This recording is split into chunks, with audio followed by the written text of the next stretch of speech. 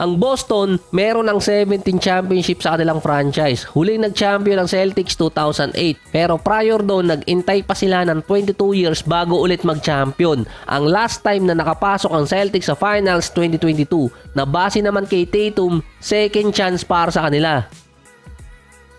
Ang Celtics pa rin ang paboritong manalo base sa mga meron dahil sa record nila. Ang Dallas naman, tatlong 50-win team ang tinalo. Ang Boston, tatlong nasa below 50 wins ang tinalo din. May mga injury pa.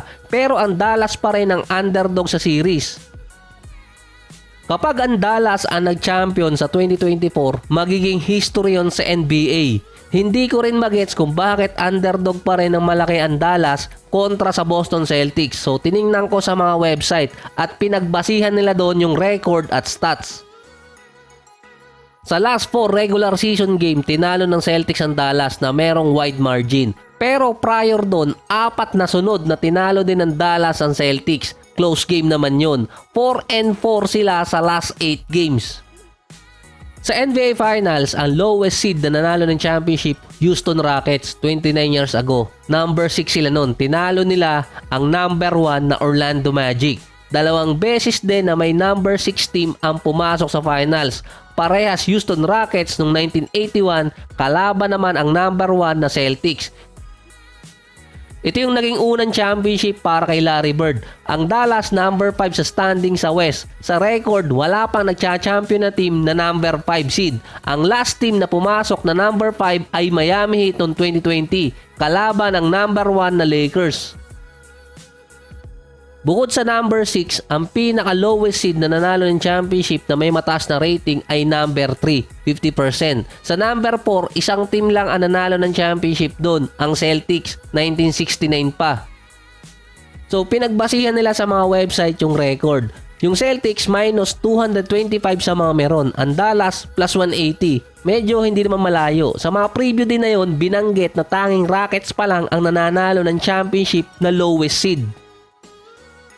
Sa spread, ang Celtics minus 6.5.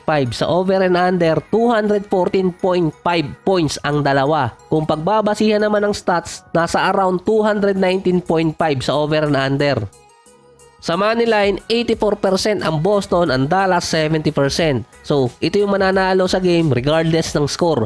Ang nagpalaki talaga sa Celtics, lalaro na kasi si Porzingis sa game 1. Base yan sa report. Sa stats din, hindi magandaan nilaro ni Porzingis sa 4 na games siya sa playoffs. Meron siyang 12 points, 5 rebounds at 38% sa field.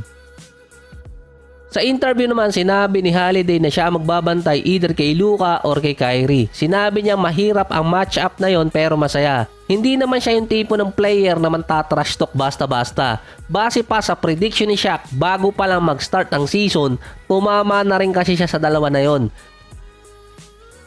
So bukod pa yung naging prediction ni Shaq sa Celtics versus Miami sa Game 2. Yung prediction talaga ni Shaq nun, yung mananalo ng Rookie of the Year na si Wemby at yung MVP na si Jokic. Yung prediction na yun, 80 to 90% tatama talaga. Pero ang pinili ni Shaq na mananalo ng championship, Dallas.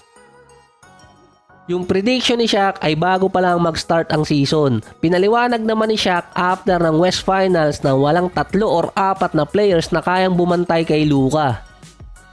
So marami kasing mga fans ang naniniwalang rig yung NBA. Pero si Shaquille O'Neal yung isa sa nagsabi na yung championship niya sa Lakers noong 2000 scripted. Ito yung versus Indiana Pacers. Dahil first round pa lang noong 2000 playoffs, narinig na niya si Phil Jackson na nagpapareserve ng hotel sa Indiana.